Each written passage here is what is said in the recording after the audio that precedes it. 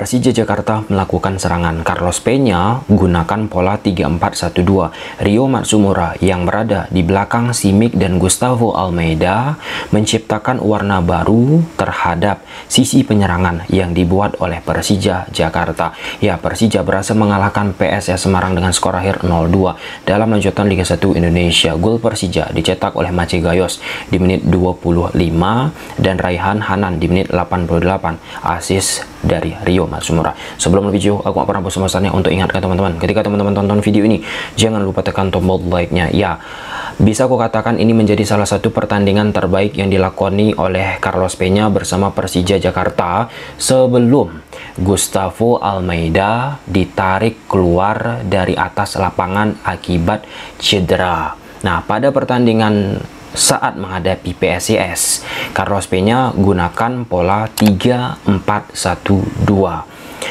Sedangkan PSIS Semarang mereka gunakan pola yang biasa dipakai di beberapa pertandingan ke belakang, yaitu 3-4-3. Ketika bertahan, PSIS Semarang terlihat shape-nya itu 5-4-1. Oke, dan di sektor tengah yang dimiliki oleh Persija akan dimainkan oleh Ramon Bueno, Gayos, Matsumura. Jadi peran dari Ramon dan Gayos ini sangat amat krusial untuk bisa menarik posisi dari Dewangga dan Diarra. Karena kan dengan sistem 5-4-1 pada saat bertahan akan menyisakan dua pemain di tengah. Nah, ketika Dewangga dan Diarra kerap ketarik ke posisinya Ramon ataupun Gayos akibat gerakan, akibat akselerasi yang mereka lakukan, maka akan memunculkan space ataupun ruang terhadap Rio Matsumura yang bergerak di antar lini.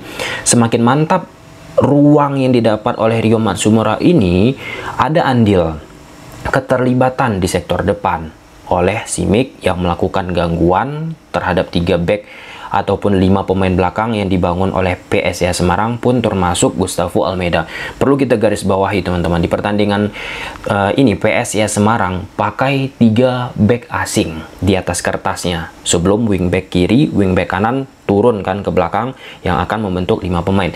3 pemain asing di lini belakang yang dimiliki oleh PSIS Semarang secara individual, secara duel 1 lawan 1 tidak prima. Bagaimana mereka kesulitan untuk mengantisipasi gerakan Simic, terkhusus laginya gerakan licin yang didapatkan ataupun dilakukan oleh Gustavo Almeida. Nah, jadi overall apa yang ditampilkan oleh coach Carlos Peña sebelum sekali lagi Gustavo Almeida diganti itu sangat amat istimewa untuk bisa menyulitkan dan menciptakan kerepotan terhadap permainan PSIS Semarang. Nah, setelah Gustavo Almeida dilakukan pergantian lah ya, beberapa pemain khususnya dimasukkan Abimanyu, di situ konstelasi permainan dari Persija Jakarta mengalami perubahan. Dan ya meskipun berujung dengan kemenangan 2-0 didapatkan oleh Persija, kan kita eloknya membahas juga dari sisi permainan. Kalau kita hanya membahas dari sisi skor, maka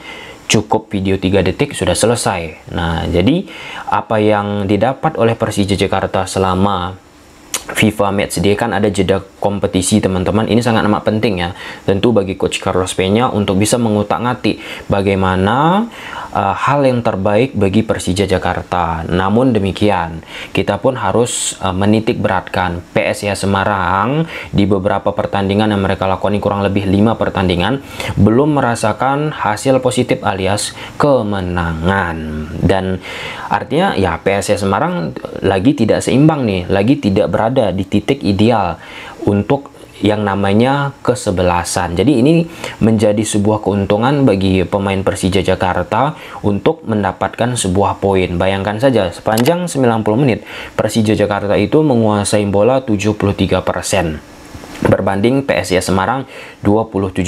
Dengan situasi PSIS Semarang yang tidak mendapatkan hasil prima di beberapa pertandingan, apasnya lagi mereka mendapatkan kartu merah. Pertama di menit 20 Muhammad Adi Satrio, di situ terjadi pelanggaran yang sifatnya dokso. Ada kesempatan dari Gustavo Almeida dihajar oleh Adi Satrio yang harusnya Gustavo bisa menciptakan gol, yaitu keputusan sudah tepat teman-teman. Nah, otomatis ketika Adi Satrio kiper dari PSIS Semarang ini mendapatkan kartu merah, ya semakinlah membuat ketidakseimbangan terhadap permainan dari PSIS Semarang.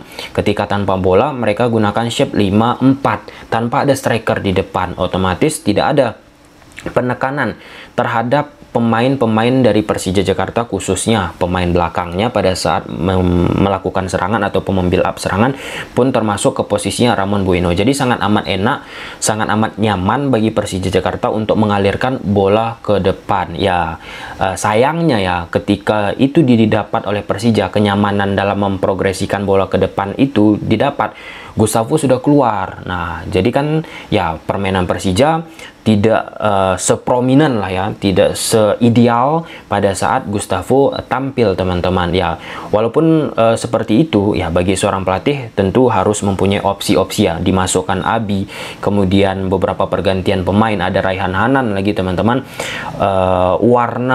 Warnanya itu tidak semewah ketika ada lagi dan lagi Gustavo, Simic dibantu oleh Rio Matsumura di belakang. Nah, walaupun secara esensi pelatih Persija Carlos Peña pun tetap mencoba mempertahankan keteguhan terhadap apa yang sudah dimainkan oleh Persija yang kurang lebih sepanjang 25 menitan ataupun ya sekitaran menit seperti itu, teman-teman, sebelum pergantian dilakukan oleh coach Carlos Peña di atas lapangan. Ya, kita lihat dulu menggunakan grafis taktikal. Di atas kertas, PSIS Semarang gunakan pola 1-3-4-3, kemudian Persija Jakarta gunakan pola 1-3-4-1-2. Nah, pada pertandingan ini cenderung PSIS Semarang gunakan shape 5-4-1, lebih banyak mereka menunggu, teman-teman. Kemudian turun ini Tri nomor 68. Oke, Ruksi, Lukas, Victor. Nah, di sektor tengah, Diara Dewangga akan dibantu oleh Septian dan Skandari. Wildan berada di posisi depan. Nah, Persija Jakarta strukturan seperti ini. Hanif akan naik, Kudiela akan naik, Vergia akan naik, Donitri menjaga sisi kelebaran, Rio Fahmi menjaga sisi kelebaran, Simic, Gustavo di depan. Nah, dibantu Rio Matsumura.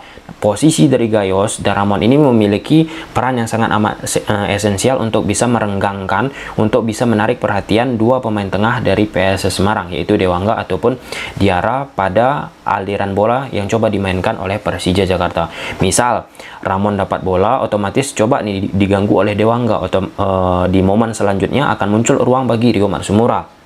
Dan Rio Matsumura ini pun ruangnya cukup bebas, cukup banyak dia dapatkan, teman-teman, karena di sektor depan Ruksi, Lukas, Victor ini pun fokus terhadap dua pemain striker Persija, ada Simic dan Gustavo Almeida. Sebaliknya juga, misalnya dari posisi Gayos, Diara langsung menekan, muncullah Rio Matsumura. Atau sebaliknya, skematisasi yang dimainkan oleh Persija Jakarta di saat misal bola didapat oleh Gustavo ataupun arahannya ke Gustavo, Gustavo melakukan gerakan hybrid alias melebar, otomatis tertarik ini pemain belakang dari PSIS Semarang. Ketika tertarik lini belakang dari PSIS Semarang, maka Rio Matsumura masuk ini ke ruang yang muncul. Jadi sangat amat oke ya dengan pakem 3-4-1-2 ini, khususnya pada kala mengalahkan PSIS Semarang, teman-teman. Nah, pada fase build up pun kita lihat PSIS Semarang gunakan 3 pemain belakang. Haikal akan naik, Septian di koridor half space, Skandari di koridor half space, Wildan di posisi ini,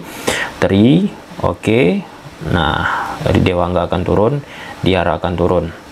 Persija Jakarta pun berhasil melakukan penekanan ataupun menutup jalur passing. Gustavo langsung itu melakukan awareness lah ya terhadap Victor, Simic ke Ruksi, Matsumura ke posisi Lukas. Nah, jadi 3 versus 3 langsung di sektor depan. Nah, posisi sektor tengah akan langsung dihantam oleh Gayos dan Ramon Bueno.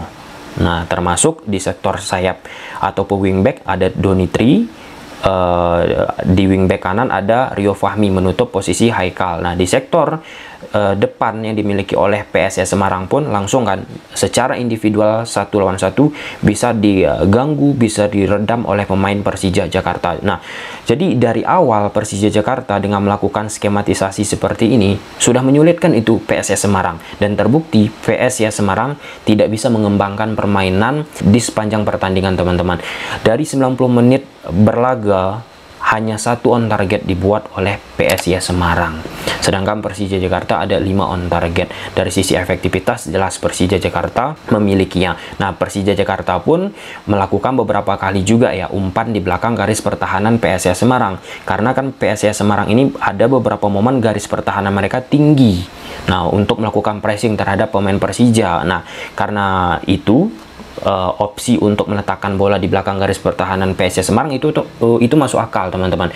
Pergerakan movement dilakukan oleh Gustavo ke ataupun Simek ke ataupun Ryo Matsumura, dan beberapa gol atau beberapa peluang yang didapatkan oleh Persija Jakarta berasal dari konsensus attacking yang sifatnya demikian memanfaatkan ruang di belakang garis pertahanan dari PSIS Semarang. Nah, kesimpulannya Persija Jakarta layak memenangkan pertandingan ini. Poin pertama. Kedua, Persija Jakarta secara pribadi bagi aku sangat menanti dengan sistem permainan dengan pakem skema 3-4-1-2 ini untuk di pertandingan-pertandingan selanjutnya. Ya, so far so good saat menghadapi PSIS Semarang. Bagaimana nih saat menghadapi pertandingan lain? Apakah sistem 3-4-1-2 ini cukup prominent? Oke, kemudian ketiga, sangat amat disayangkan ketika Gustavo Almeida mengalami cedera diganti, itu merubah konstelasi permainan Persija Jakarta. Itu fakta. Dan ya, keempat, PSIS Semarang pun di babak kedua tidak banyak melakukan perubahan, bahkan mereka mendapatkan kartu merah lagi, yaitu Ruksi alias Roger Bonnet Badia di menit 86. Apakah keputusan wasit tepat untuk memberikan kartu merah? Keputusan itu tepat, karena itu pelanggaran jenisnya serious foul play. Bagaimana cara menilai serious foul play? Pertama, menggunakan tenaga berlebih, kemudian menggunakan telapak kaki, dan yang ketiga, impact-nya bisa mengakibatkan cedera. Jadi 3 parameter tersebut terpenuhi, dan ya, wasit pantas memberikan kartu merah. Ya, jadi semakin menyulitkan PSIS Semarang dengan sistem bertahannya 5-4 tanpa ada merubah secara radikal oleh pelatih PSIS Semarang. Sampai sini aja kita lihat perkembangan Persija. Gimana menurut teman-teman? Silahkan tulis di kolom komentar.